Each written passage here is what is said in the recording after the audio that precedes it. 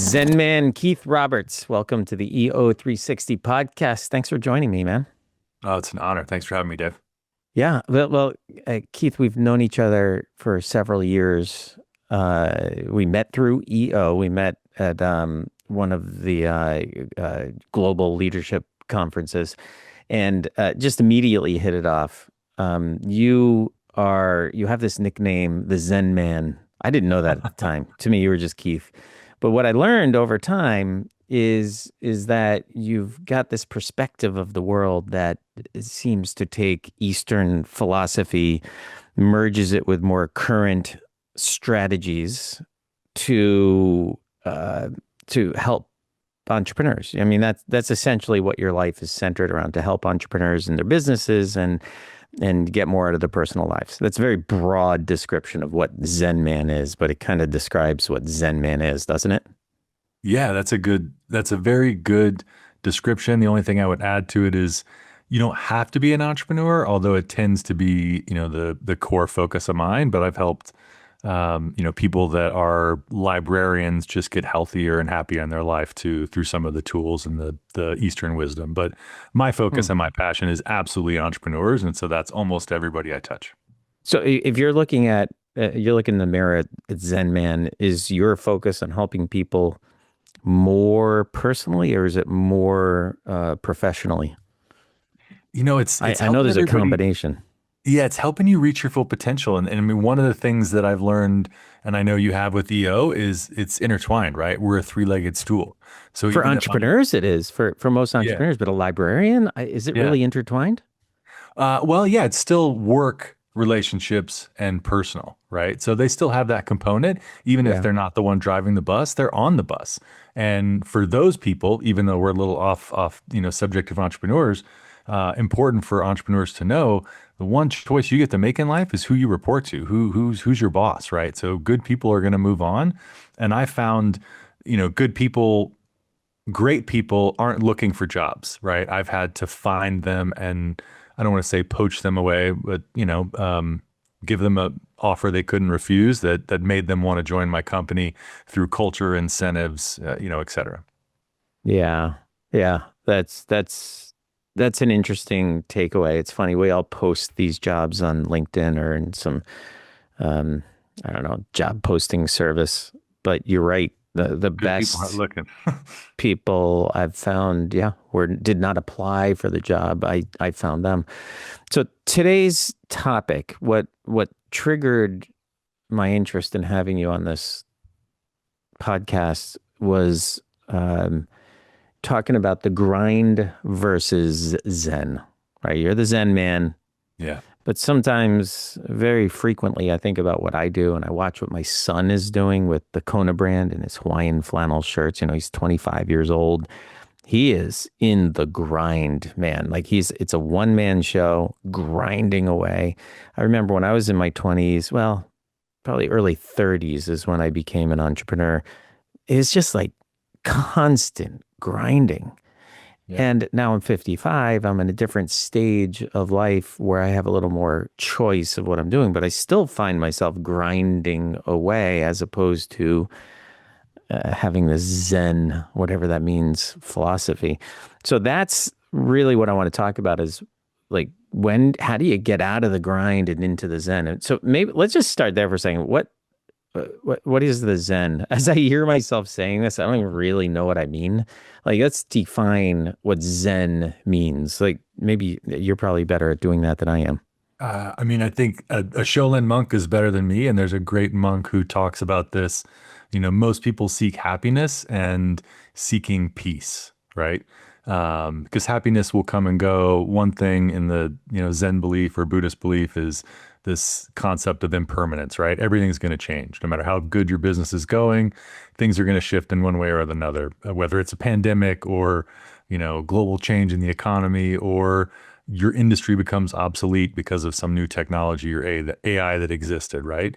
And so having that outset, that perspective is absolutely a game changer in not just seeking more, because that's where suffering comes from, right? Is the desire that we have, but I promise you, I'm the most capitalist Buddhist you're ever going to meet. I do believe, it's a great thing to have a livelihood that provides the freedom for you and your family, but also, does right by your customers, levels up your employees, and ultimately makes the planet a better place. Forgive me. So what is Zen? I mean, to me, Zen is peace. It's harmony. Okay. It's So, being. It's okay, yeah, that works great. So you have the grind, which we all know what the grind is. The grind is where you go to work and you're like, you just gotta work more hours, the yeah. better, because you can get more done. You got to get through those emails. The shorter the lunch, like vacation day is tough. You're on vacation. You're looking at email. That's the grind. And in doing things, even though you don't want to do them, that's the grind, Mhm. which is quite the opposite of the word you just used, peace. So it's just finding finding peace in the stuff that you're doing, doing something that charges you up. It's just kind of a slightly different thing.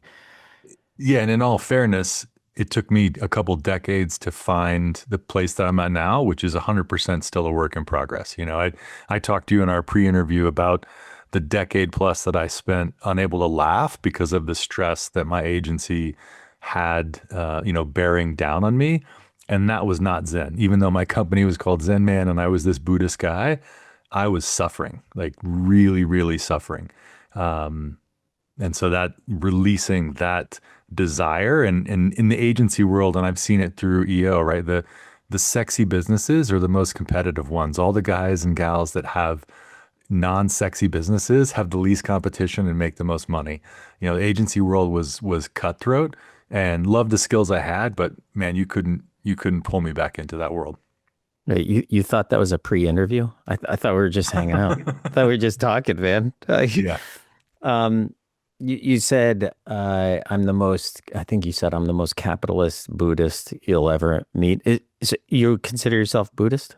I have. Yeah, I've been practicing Buddhism for about 3 decades now. All right, really forgive my ignorance here. This is, and I have a feeling 80% of the people listening to this are going to roll their eyes at this. Is Buddhism a religion? Is it a philosophy? Like, what is? It is a Do you spiritual go to a belief. Buddhist church? Like, what is There Buddhism? is there is a temple. The difference between Buddhism and most religions is that we don't believe in a god. Siddhartha was a prince who one day when leaving his home saw death, decay, and disease, and realized how different life was than the princelyhood that he had, and he actually left his family and went out into the world, and then was tried like complete deprivation, right? Like just not indulging in anything, eating a grain of rice a day, meditating under the tree, and that didn't work either, right? And so what really resonated with me was the middle way. And in Buddhism, it's the Noble Eightfold Path, and that's what I talk about in the book. The eight elements that lead to enlightenment: right understanding, right livelihood, right speech, right intention. All of these things, to me, resonated. And the thing that I struggle with, Dave, I was a devout atheist my entire youth, was, why was I lucky enough to be born in the right place where I'm going to heaven and everybody else is, whether you're, Muslim or Buddhist or Jewish, or, if you're just not the exact religion that my parents happened to be in this household, it just didn't, it seemed too good to be true and a little bit made up. And so I had to do some personal seeking, and that included, probably a decade of devout atheism. Yeah, and atheism being, I do not believe there is a God. That's There is it no generally, God. It's yeah. dragons and fairies. We evolved from apes. And I still absolutely believe in evolution. I think one of the cool things that excites me about Buddhism too. I mean, we don't believe in a God. We do believe in reincarnation, and we believe in karma. But when you think about reincarnation and what we're learning about quantum physics, right, and that inside each of us is stardust from the Big Bang, and that that's the same molecules that exist in us are going to be recreated into the next living being. I mean, reincarnation is real. It just depends on how scientific you want to get into it and what Yeah. sort of sentient legacy comes with us. Neil deGrasse Tyson talks about that. The same, is it the molecules in recycled Yeah. in everything. They're not going anywhere. Like they're just transforming. Yeah. It's funny, all of that, I'm still stuck on 1 grain of rice a day. Like Didn't work. I Yeah. would dump so much ketchup on that grain of rice if that doesn't count. Like give me all bottle of ketchup. Yeah. I don't that's where that's all I heard in all of that 1 grain of Well, rice. So I just stopped there. but the realization that Buddha had was excess is what he lived as a prince, but when he tried depriving himself of really everything and just focusing, and actually, Michael talks about it in The Untethered Soul, right? When he was just focused on that meditation and like holding his breath and getting to that place, he almost got to that light and then couldn't reach it. And that's where he realized it's not just depriving ourselves of any pleasure is what reaches enlightenment, right? I mean, it is okay to have a profitable business, to have a healthy romantic relationship and children and our community. And that's as much as I believe in Ikigai, and I talk about that a lot in the Oak Journal. Community and having friends is the number one contributor to us living longer. Um, you mentioned reincarnation. I wanted to say this because when there's something I enjoy, I want to share it with people. There was a great book I read, I think last year called The Reincarnation Blues. And I can't remember the author. Really good. It's a fantasy love story. It's just a fun, chill book to read. Maybe a little bit of philosophy baked into it, but a nice book to read through. You might enjoy that being a Yeah, please. believer in reincarnation. Um, when did you turn to Buddhism? I mean, obviously you didn't grow up Buddhist. When did you turn to No, that? no. And it was not early 90s, 1992. And Zen was not, cool or in every marketing name from Zendesk to Zen Calendar to everything back then. So in your 20s, I think you were in your Yeah, early 20s back then. 21. Yeah. Yeah. And I was again, hardcore atheist, chain smoking bartender that probably drank half a bottle of Bacardi a night. And in the college I attended, Brooks Institute of Photography, we had this Buddhist monk that was auditing the college. And he just made these interesting observations of my choices that made me question, why I chain smoked 3 Camel cigarettes and pounded a Mountain Dew on every break instead of looking at the ocean like Lapsang was, because we were literally, in Santa Barbara and Montecito overlooking the bay. Um, and that it just got me on my path. And the other thing that really attracted to me with it, Dave, is it wasn't this, hey, let me persuade you why my belief is right. He asked me questions that made me think about the choices I was making, which involved way too much excess. Do you still keep in touch with that person? Obviously, they sound pretty influential in your life. No, unfortunately, it was 1992, right? He was there for 3 months and touched me and then was gone. Yeah. But I actually, in the book that I wrote with Ryan Avery before this one, I made a character, Lapsang, that has that same influence on the protagonist in that book, in tribute to him. So I hope he's still around, and I hope he hears this podcast or reads the book one day and realizes the profound impact he had on me. So at some point you start a digital agency, basically building websites. And I mean, it sounds like you had some big name clients. I mean, Frontier Airlines, Remax, the Lumineers, like the band Lumineers. Is that right? Yeah, yeah, yeah, All right. There's a yeah. story in there somewhere, but you did that for 24 years. When did you start that? 1998. All right. So Yeah. you're bouncing around in the 90s and your 20s. What triggered you to start a digital agency? It's interesting to go from photography to doing basically building Yeah. websites, which by the way, 1998, great time to be building websites. Yeah, it was, and that was really the reason why, right? I studied commercial, industrial, scientific, and undersea photography, so I had this great skill set. But right when I was exiting in the late '90s, with a degree from honestly the best school in the world for what I wanted to do, stock photography was starting to change the market. So even back then, it was interesting to see how quickly things could pivot from, Hmm. spending $12,000 to get a picture of 2 people shaking hands in a conference room to buying one for $2,500 from Getty. And then that evolved to, pennies. And now it's literally obsolete with AI, right? You can Hmm. choose exactly who you want to be in the images. And so my dream was fading, and I would jokingly say I built an agency so I could hire myself like once a quarter to be a photographer. But it was out of, I don't want to do anything that's not creative. Let me figure this shit out. I can design X, Y, and Z. I can use the Adobe suite. I can build a logo. So it was really brute force and self-taught. Back then, coding everything with Macromedia Dreamweaver and a little hand tweaking, and Flash, which is kind of insane, but that's how old I am. Um, yeah, and it was the reason I got into web was graphic design was like $30 an hour and web paid $80 an hour. So it was a, basic econ. Okay, so this is what we're doing is we're setting up um the stage of your life that led to the man you are today, and the man you are today being the Zen man. And I don't think you thought of yourself as a Zen. I could be wrong, but I don't think in those 24 years you thought of yourself as the Zen man. When did you start to question? The way I interpret that is you were in the middle of the grind for most of those 24 years. Is that fair to say? It's funny because not even in the middle, I was in the grind, but my agency was actually called Zenman because the first 4 or 5 years I was the Buddhist guy, like building websites in my living room. Um, but I was not Zen. Aside from one of our core values was perpetual karma, and I did apply the same like ethics, beliefs, and karma to all of our customers that I would to my friends or a stranger on the street. But yeah, I was not at peace would be a better way to say it.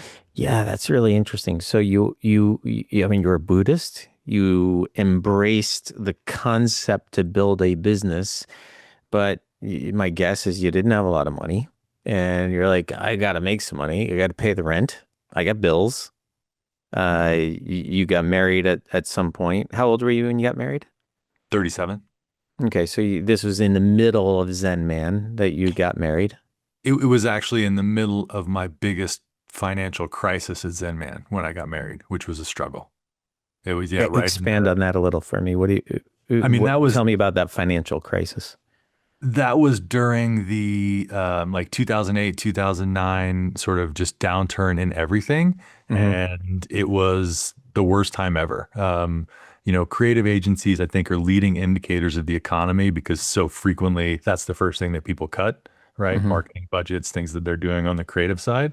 And my new wife was at home pregnant with our first child. And I had never been in such a financial downfall. I was losing Mm. six figures literally a month. We just weren't getting work. And I would not, and this is a mistake in retrospect, I wouldn't cut any of the team because I thought I'd built this, rock star family. But the truth of the matter was, when times got rough, everybody's for themselves. And I lost several $100,000 keeping people around that I should have cut. And it wasn't until my first son was born that it changed I wouldn't say, yeah, it changed, but it was just a light that turned on of like, this is my responsibility, right? Not my little brother who at the time worked for me or any of my employees. I mean, you have a responsibility to them, to show up, to have business for them, to their paycheck, but they have a responsibility to you too. And when they're not living up to the agreement, by all means, like I learned you need to be making cuts much sooner. Sales is a perfect example, right? When we have quotas, we have expectations, even number of outbound calls, we're struggling and people aren't meeting that KPI. That's a leading indicator. I didn't need to keep them around for 6 months and lose, $500,000. I have a hard time thinking about employees as family. And that's not to say I look at them as robots and I have no personal connection to them, but I hear that phrase a lot. We're a family. Um, it always just there's something about it that doesn't sit quite right with me, and I'm not sure it's because it's elevating my team to a level that they actually aren't, or if I'm lowering the level of my actual family. I'm 100% dedicated to my immediate family, and I don't necessarily see my team like that. I also think it's a dangerous perspective to have of your team for exactly the reason you described. even friends, right? Even crossing that line and creating really Yeah, good it's friends. And tough. you're right. And I do that. I definitely do that. I'm yeah, way too friendly, yeah, which sometimes gets in the way of being a good boss, right? Or yeah, an advocate for the shareholders, whether it's just yeah, you or you and investors. yeah. And think about what you would do, if somebody, God forbid, actually did something to your family or even one of my dogs, I would go John Wick on them, right? And it wouldn't be the same. I'm not going to prison for an employee. I would do everything possible. I would tap into it. I would tap maybe some unsavory resources, but I wouldn't bury bodies for an employee. So just for the visual here, you actually kind of have a John Wick look to you. I think, you're fit, you Yeah, got the long hair, you got the yeah. beard. It's kind of a cross between John Wick and Jesus. It's like if they were brothers and you're the third brother, that's what I could see. If Jesus, John Wick, and you were all brothers, I could totally see that. The one caveat was Jesus would have to be white for that to happen. So yeah, You're but well yeah. beyond my expertise here. I don't even know what John Wick is. No, no, Jesus. John Wick No, was I white. know. I don't even know what John Wick is though. Like I'm pretty sure he's white. What? Oh, you got to Keanu? watch these. We're gonna marathon, Dave. You're coming to my No, house. oh, I've watched them. I'd watched them. It's just, I'm not gonna categorize people. It's too dangerous, man. I'm not going Oh, there. I thought fair, it's fair, dangerous totally. enough just saying the word Jesus here. But if I can talk about Buddha and his one grain of rice, I feel like I can talk about Jesus and John Wick. And I would say Jesus and Buddha would be very, very good friends. I mean, one thing that's interesting, and I believe as a Buddhist, is almost every religion is like 90% the same. It's nuances and stories that have been passed down for not only generations, for millennia. And I truly believe, even if you don't, even when I was an atheist, we know right from wrong. I don't need a religion to be my guiding light to be a good person. And I think everybody has that within them. Whatever you need, the one thing I think any religion provides is the community, and I think that's something that's powerful, no matter what the belief is, from Muslim to Mormon. You have that community, and that's powerful. I think if you can respect everybody else's beliefs, that's profound. I think you're right about the community. To me, that's the best part of religion. And just to say it, I'm not a religious person in any way, really. Yeah, I wouldn't even go so far to say I'm atheist. I'm certainly agnostic. Yeah. But anyway, having said all that, tell me this: why is it that it seems to me, in my limited understanding of religion, why is it that religious icons always need to suffer so much? Hmm. Man, it makes a good story, probably for Who's many of these things.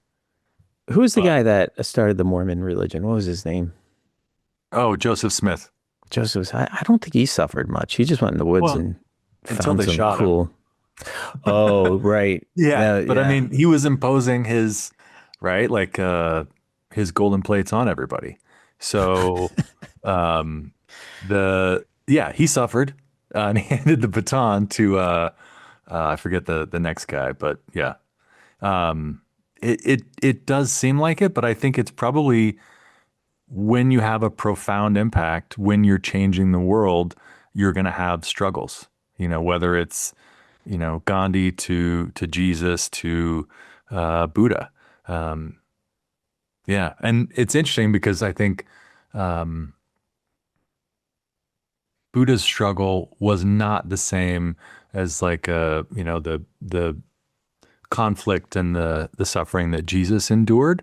It was more seeking versus the crucifixion.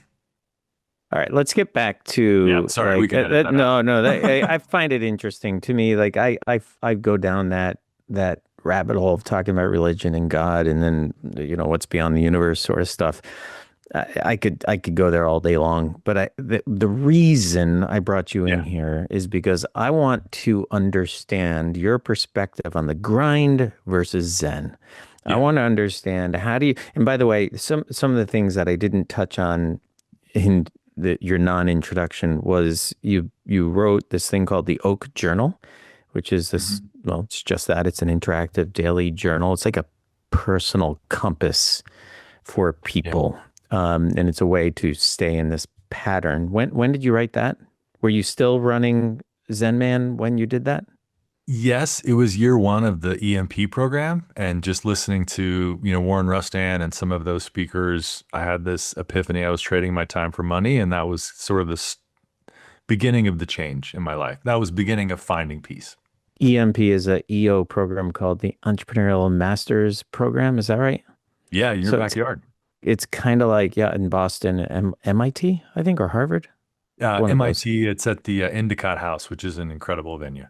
Okay, so that's an EO centric program that you went to, and that's where you had this epiphany that you were trading time for money, which essentially is what we're doing when we're in the grind, right? We're like, Yeah. gotta make money, gotta build something, gotta pay the bills, and I gotta do the things I don't really love to do in order to make that happen.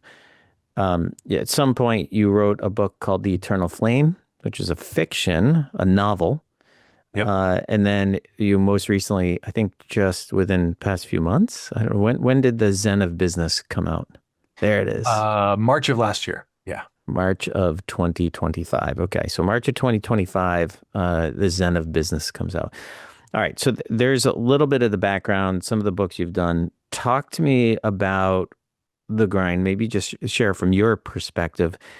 You're running Zenman, this digital agency, Yep. and you're grinding away. How many employees did you have when you sold it? I had actually gotten rid of most of them. At the high point, we were around 30, but when I sold the Mhm. agency, I had less than half a dozen. I'd really scaled back and was focusing on just the book creation and public speaking. Hmm. Interesting. Okay. So you, when were you at the peak of your grind? Peak of the grind was probably like 2000 teens, right? And that was when we were doing the really big projects, the Remaxes, the Lumineers, things like that. Frontier was a huge one for us. But when, I'd created this monster that ate money that I just had to feed constantly. And that was the stress that was bearing down. And we'd have amazing months and amazing quarters, but the agency was service based. We didn't have recurring revenue, so it was very much eat what you kill every month. Hmm. And we just had those feast or famine times. And the two problems: one, in the early years, I had ego. I spent agency money like it was monopoly money until it was in my account. So I had the pinball machines and the wicked cool shop, right? That was probably more than I needed. Um, yeah, so that was a big But jump. sure, it's more than you needed. But uh, Keith, it also makes the going to the office fun. Like sure, a pinball. True. Do you need a pinball machine to be creative or work? Probably not, but it sure does make it fun.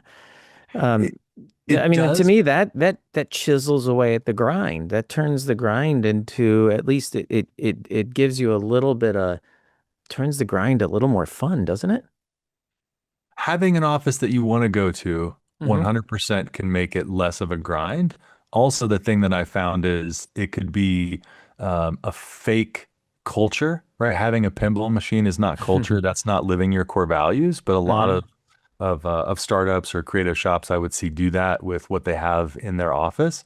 And it also created more of a grind for me, right? I'd created this machine that ate more money, that if I didn't have the vintage Lego collection that was tens of thousands of dollars or things like that, it just became excessive. And it became excessive in a competitive way when I would look at other shops and I would see what Gelman at Spire had, and Mike's agency was always a minimum of three times, if not 5x as big as Zenman. But I would compare myself to Mike in ways that I knew he was better than me, and that took away my peace. Right? It was really an unhealthy habit that Yeah. Yeah. um, I used to think would feed my hunger, but it was really a thief of joy. So talk to me then. Let's use a very specific example. And this one's close to my heart because it's my son. I see my son, he's 25. He's running his Hawaiian flannel shirt company. It's really awesome. Like really, Yeah. really cool. And I coach him for lack of a better word. He comes to me for guidance. He's a one-man shop. And so Yeah. I become his coworker to a certain degree. It's a real gift for me. And it's not always easy. Sometimes it's tough because it makes us coworkers as well as Yeah. father and son and friends for that matter too. Having said that, like he's getting up and grinding. And he has everything you can imagine from inventory management, planning out the new products, coming up with ads, building the ads, posting the ads, monitoring the ads, fulfilling orders, going to trade shows, not trade shows, but like craft shows to set up his booth. And then the holidays come when he does like 75% of his business in the last quarter of the year. And it's just like everything's on fire. So like this kid's in the grind. Yeah. What advice do you have, Mr. Zen Man? What advice do you have for somebody that's in the grind? I mean, I don't know what I would tell him other than keep grinding, man. Like keep going. Eventually, you'll pull yourself to a point where you have more financial freedom to make some decisions. But right now, you don't have that luxury. Is that Yeah. fair to say, or does Zen Man have a different perspective of that? No, I mean, I do think it's fair to say, especially when you're in the building phase, that there are just requirements that are going to be more than the normal, peaceful, relaxing lifestyle. You're going to have the grind. The two things I would just add though is it's as much as possible, how can you work smarter and not harder?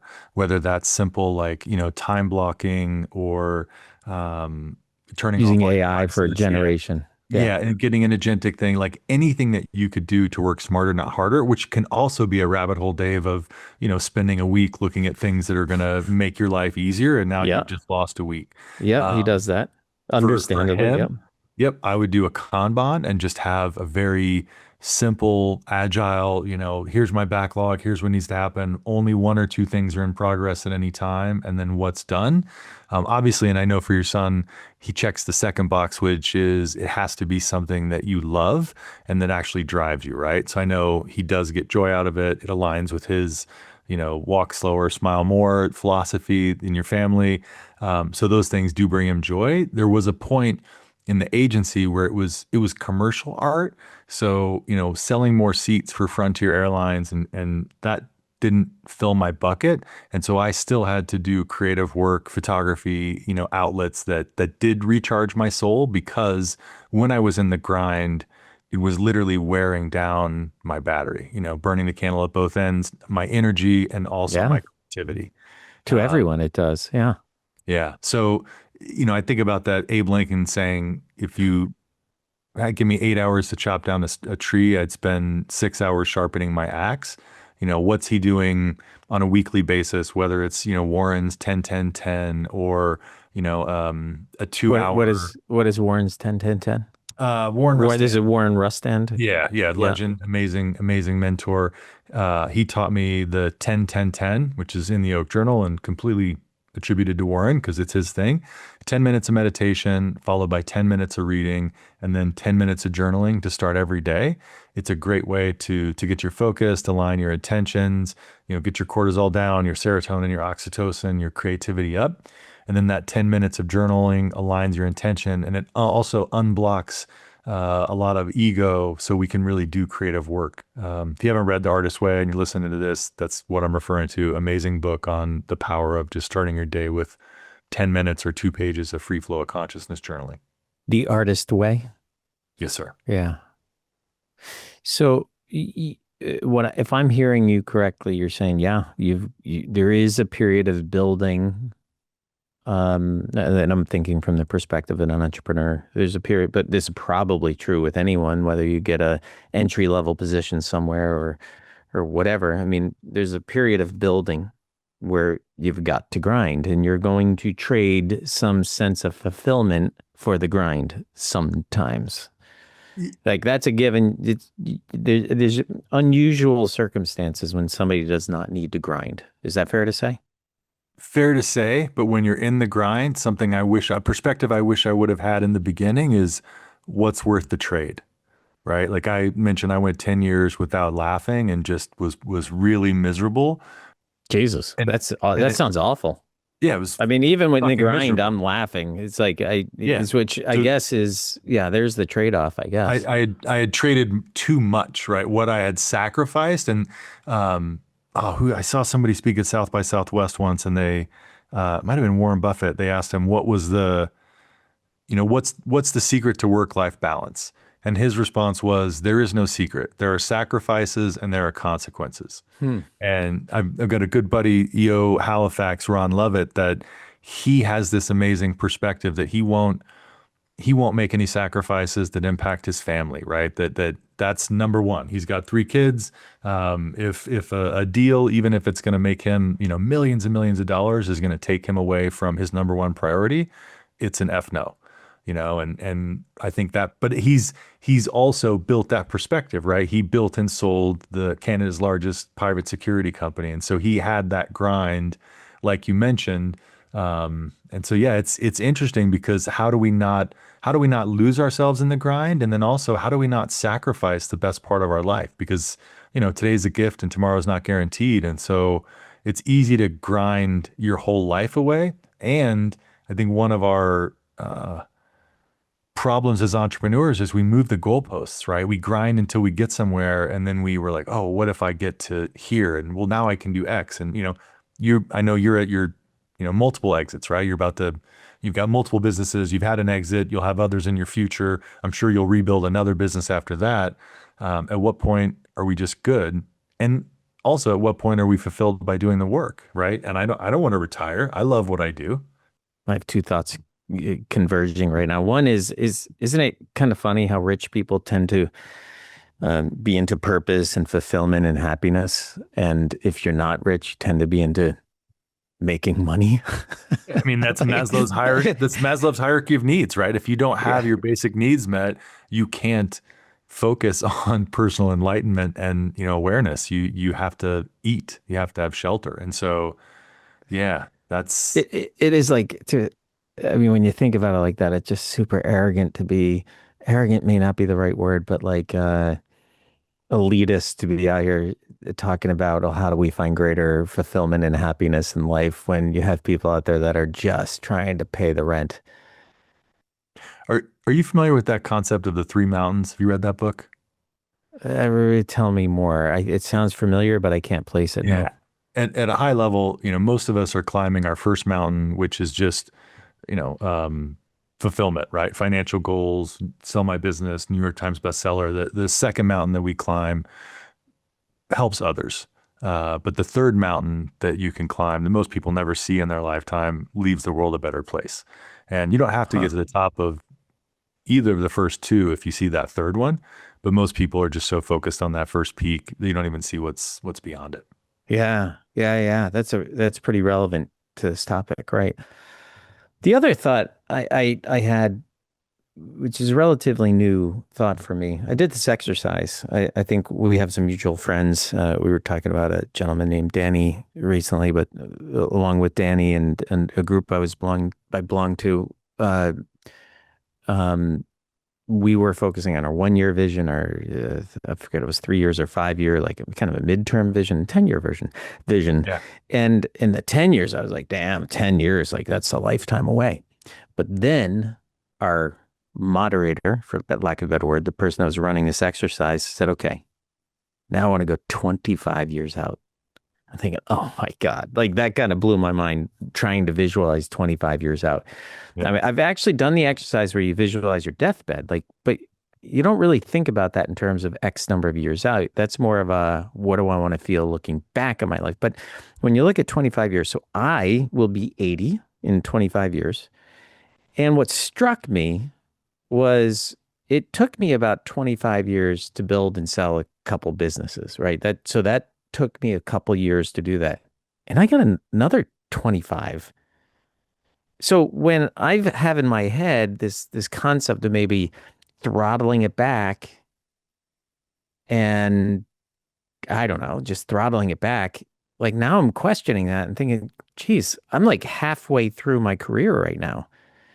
And then once you're at 80, in 25 years from now, I think 80 is going to be the new 60, where living to 100 is not going to be out of the Yeah. question. Like that's going to be, I don't think that's going to be unusual in 25 years from now for people to be living to 100 years old. And so now, if you look at it from that perspective, I'm just about halfway through the whole thing, Hmm. which means what's next, man? Like there's so much more in front of us. Talk about Zen. Talk about like trying to figure out the next stage. I'm at this point in my life where I'm just starting to it's almost like a reset, like a rebirth in the second half of my life. So what happens now? Don't get me wrong, I'm still totally invested and I love the business that I've built and I really like being a part of it. But what's it like and what's going to happen in 5 years, 8 years? What happens on the next thing, you know? And that's kind of a rhetorical question, of course. Tell me about, for you though, tell me about how you went from Zen Man to making the decision to get out of Zen Man. Yeah. What was that? Tell me about that decision process. It was interesting because I'd been, suffering at the agency. I'd really cut back and scale it back significantly, probably 75% as I was building the Oak Journal. And I got a request to do a speaking tour through EO. And right when I got this request, and it was in Asia, my ex-wife Mindy's Reiki masseuse had a nightmare that I drowned. It was very strange. And she asked Mindy for my phone number. I arranged a meeting with her, and she said, I had this vision that if you stay on your current path, you will be dead soon. But you have this new opportunity, and if you embrace it, I think this is your life's purpose. And so, through EO, and again, EO has changed my life. I went to Singapore, Malaysia, Thailand, Vietnam, and Indonesia. And I just said yes to everything. Any EOer that offered me, let's do this, come to my home, let's go to dinner. I just said yes. And I embraced it and came back and was like, this, you've got to be kidding me. Like, this could be a life. I get to inspire people. I get to see the world. Yes, like agency done. And it's funny when Danny called me, the person that acquired my first agency, Zenman, and we met at RLA, which is another EO acronym for the Regional Leadership Academy in Machu Picchu. He called and said, "Hey, I want to buy an agency in the U.S." And I thought, "Great, Danny, I'll give you a list of a few, and I'll definitely tell you a couple that are probably in lawsuits you shouldn't look at." And he's like, You "No, no, didn't even, at that point, you didn't even think, I'm no, I in. didn't, no, didn't even conceive it." And he's like, "No, no, I want to buy your agency," was his response. And I was like, "Whoa, this is not." So it was not. It was synchronicity. I thought I'd be turning the lights off, not selling the agency, but it was really meant to be because, Danny didn't do web development. He's a SaaS company, right? They're a SaaS marketing company. And so it was a strategic acquisition. We had a great list of clients that we could tap into. We had a small team that was still here in Denver that he could use. And it was just synchronicity. So that's one of those being aware of when that's happening. And ironically, I was dragged to RLA kicking and screaming because I quote unquote didn't have enough time to take a week off to go have this amazing, transformational experience in Peru. All right. So sharing all of that, referencing the Oak Journal, I'm trying to summarize all this because I want to hear, I don't know, your advice, your guidance. So you got the Oak Journal, you have your entire experience with Zen Man, the business. Hmm. You've got that realization of saying yes to everything, feeling like you're figuratively drowning, or maybe quite literally with your Reiki friend there. You wrote the Oak Journal, the Eternal Flame, the Zen business. You're big into Ikigai. You want to explain what Ikigai is for, I'm sure half the audience probably knows, the other half may Yeah. not. It's your life's purpose, and we've bastardized it a bit at the West. It sits at the center of, in the West, four circles: what you need, what you're good at, what the world needs, what you're good at, what you love, and what you could be paid for. But the true Eastern Ikigai, you can take what you could be paid for out of it. It could be, being a parent or being a monk could be your Ikigai. But what's really powerful about Ikigai is when you find your life's purpose and you live it, it's no longer work. It's this amazing balance of just feeling fulfilled, but also making the world a better place. And many people will say, well, I don't make the world a better place. I mentored one person, or undervalue the impact they have, not understanding the ripple effect. Maybe you mentored one person in their 20s and they cure cancer 20 years from now. Don't diminish the impact we can have with small efforts. Doesn't the Ikigai philosophy, and I'm going to challenge it a little bit here, doesn't it kind of uh, fall into the category of follow your passion, like pursue your passion? It's what you love. So, but also what the world needs and what you're good at, right? So I can love the guitar, um, and the world might need more music that's inspirational. I am not good at it, so it is not going to be my livelihood, but it is something that brings me joy. Another example would be, my photography, right? I'm an exceptional photographer. I'm ridiculously highly trained commercial photographer that can do, take pictures of whales at, 120 feet underwater, or a bullet cutting through matchsticks with a flash that fires at a half a millionth of a second. Oh man. Was not a highly profitable livelihood. And now, one of the things that people, especially if you understand Buddhism, are going to say is like profit is not something that you want to chase as far as the desire. I mean, that's the number one cause of suffering in our life. And part of the Four Noble Truth is life is suffering, and it's suffering because of our desires. Um, but that's, to me, that's keeping score, right? Like I don't need to have the newest. I've got a Forerunner that's paid off. I love it. It's great. It's a beautiful car. It's dependable. It's got 140,000 miles on it. It's murdered out black. It's my perfect ride.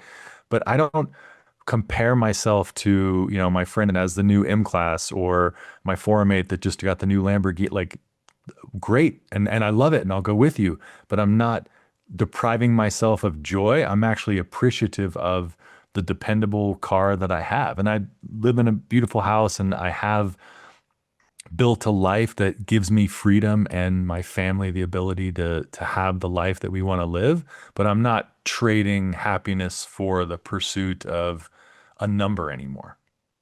So Tim Ferriss and that the Scott Galloway, the NYU professor, they are two examples of guys that preach, like, forget about your passion.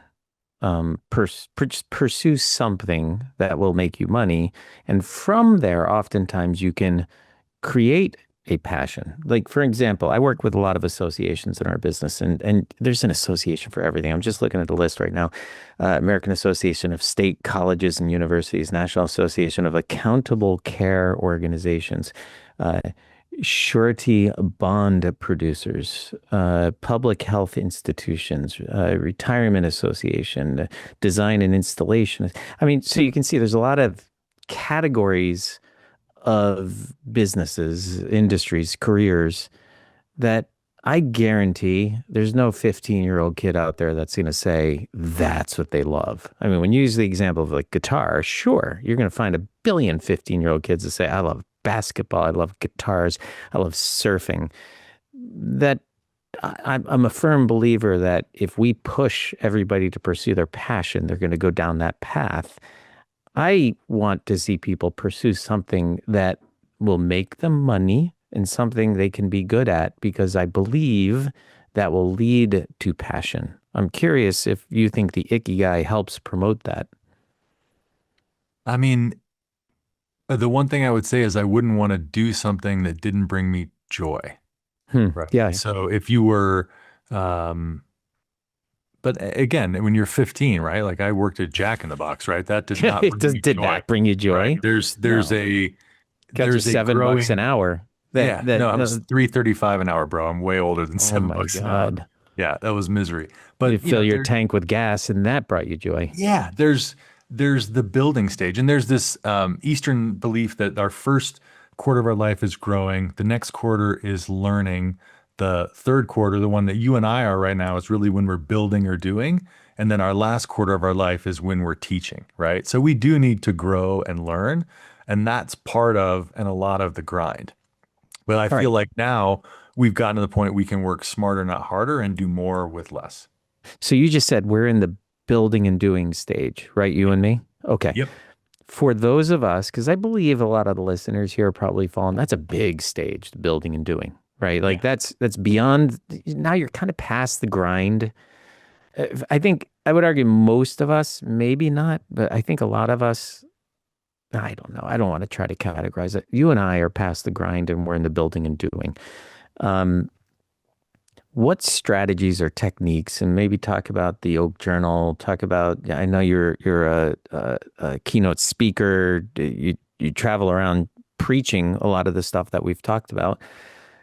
Uh, what tips, do you have for helping people be happier, more creative, more productive? Yep. That's all. I, That's my only yeah. question. No That, worries. And if you it's, can just answer that in 60 yep, seconds or less, that'd be great. you No, I'm got kidding. it. We have as long as you have. Oak Journal is a tool that really helps with that, but you don't have to use the Oak Journal. You can just use the format, right? So it's setting 90-day goals. 3 months is the attention span we have as humans. In the Oak Journal, we do one personal, one business, one relationship goal. State that goal. We have a roadmap for success and then the expected outcome, which is three things, right? No, let's say it's I want to have 3 months of cash and reserves. That's your mantra. Being able to close your eyes and visualize your bank account, know what that number is and see it. And then the third one is actually feel it, right? What's it feel like to have that? Mm. And then there's a daily structure that helps you just make continuous progress. Every day chipping away at that goal with one task. We call it most important thing that you're doing to progress that goal. So we're making continuous progress.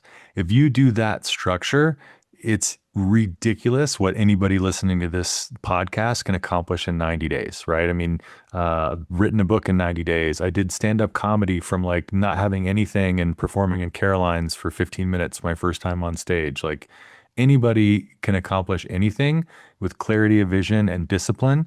And those are 1,000% ripped off from Warren Rustan. That's what he teaches, right? We have the clarity of vision. We know where we're going as an individual, and then we have the discipline to do the work to get there.